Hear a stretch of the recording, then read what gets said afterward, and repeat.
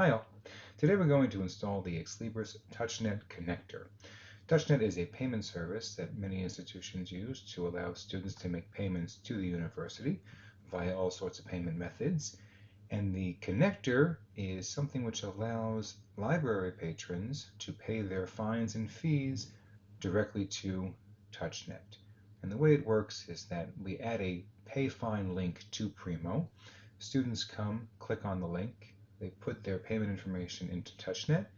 The payment gets processed. Touchnet sends the information back to the connector. The connector processes or adds that payment to Alma, and the student gets redirected back to Discovery.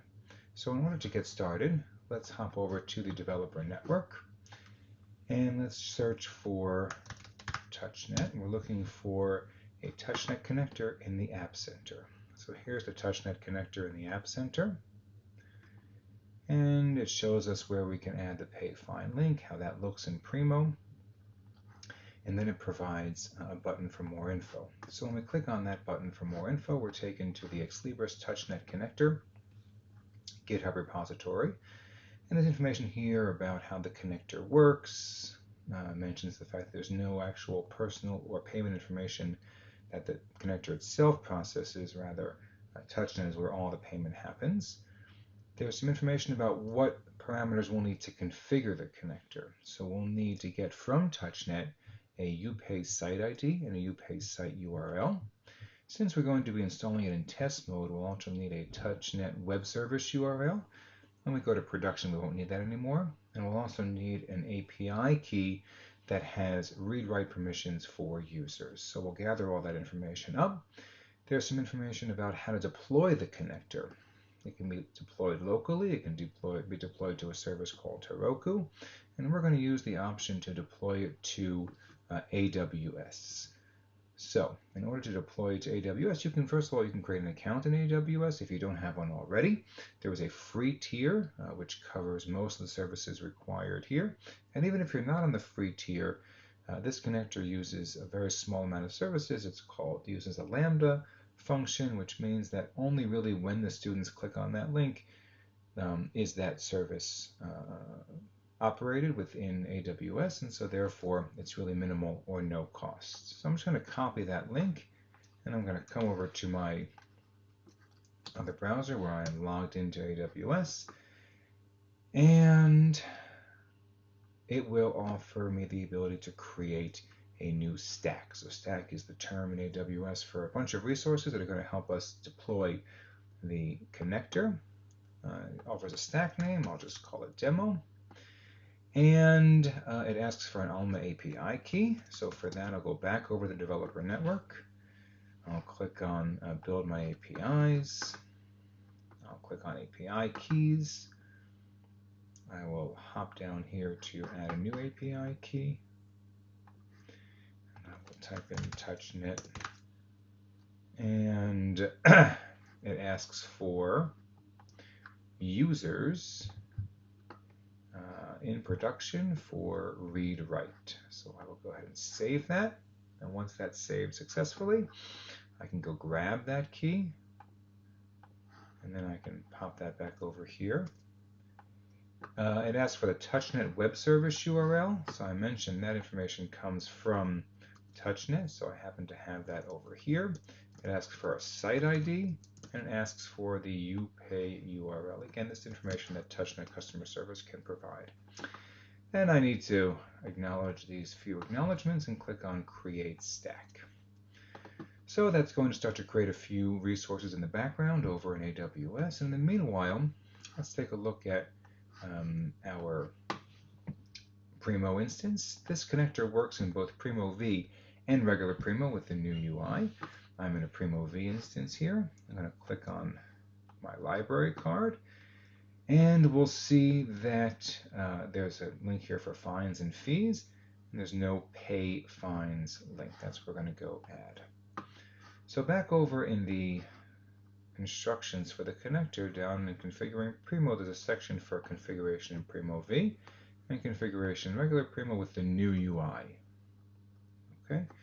So it tells me to follow these online help instructions, and to include a question mark at the end of the URL. So let's go ahead and do that. Let's come back over here to our Alma instance, and I'm going to click on the configuration, and I'll search for payment link.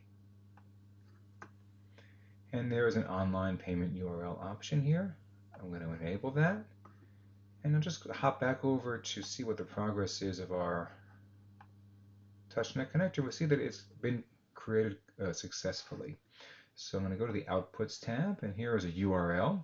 I'm going to copy that URL. I'm going to go back over to Alma. I'm going to paste in that URL, type in Touchnet with a question mark. That's what it says over here in the instructions. The URL, Touchnet question mark. So I have that. I'm going to click Save. And then I can go back over to my Primo instance, and I can go back over to my library card and refresh that page. And now we'll see that we have a Pay Fine link. So that's great. So this is the link that I just configured inside of Alma, the Primo back office, essentially. So let's go ahead and click on Pay Fine. And what this is going to do is it's going to direct us over to Touchnet. Now I'm in the test version of Touchnet. It offers me, this depends on your configuration within Touchnet, what payment methods you want, what information you require from users. So I'm going to click on Continue. It brings over the amount that I had, the amount of my fines and fees in Alma. I'll click on Visa. I'll put in a test credit card number. And I'll click on Continue. So now it's going to charge my fake credit card number. And once that's completed successfully, it's going to go back over to my connector, and it's going to post that back to Alma, and then it's going to redirect me back over into Primo. And we see that there are no fines now, and the reason there are no fines is because I've successfully posted and paid my fines through Touchnet. Touchnet, it was posted back to Alma. If we go into Alma, we'll see that there's a transaction there. We can see the transaction ID from Touchnet, and we'll see that that transaction was posted today. So it looks like it's working exactly the way I want it to, which is great. The only thing I have to do now is switch that over to be used in production mode. So I'm going to go back over to my connector, which is inside of AWS. You might be in the CloudFormation already, or if not, you can go into Services and then type in CloudFormation. So CloudFormation is the name of the service that we're using in Amazon to hold all these resources that we're using for the connector. And we see I have the connector demo, which I just created right now. I can click back into that, and I can go to the Resources tab. In the Resources tab, it shows me everything that was installed to run in AWS. And one of the things I have is a function. Okay, so if I click on this function, in this function configuration is where those parameters that I configured at the beginning of the process are. So I can skip over all of this. I can go down here to where it says environment variables. And here I've got these 4 environment variables that I configured. So I can click on Edit. And I can update my Alma API key to one that's pointed to production, or I can go to the developer network and point mine to production. I can either remove the web service URL, or I can add a new one, which Touchnet provides. And then the site ID and the URL that will be different for production. So I'll update all those parameters. I'll click Save. And then I need to go into my production Primo and do the same configuration. So I'm going to grab that same URL. I'm going to do the configuration in production. And then when a user goes and clicks on the Pay Fine link, they'll be brought over to the Touchnet production site and make a real payment to Touchnet, which will then be applied back to my real account in Alma. So that's how you install and configure the Ex Libris Touchnet connector.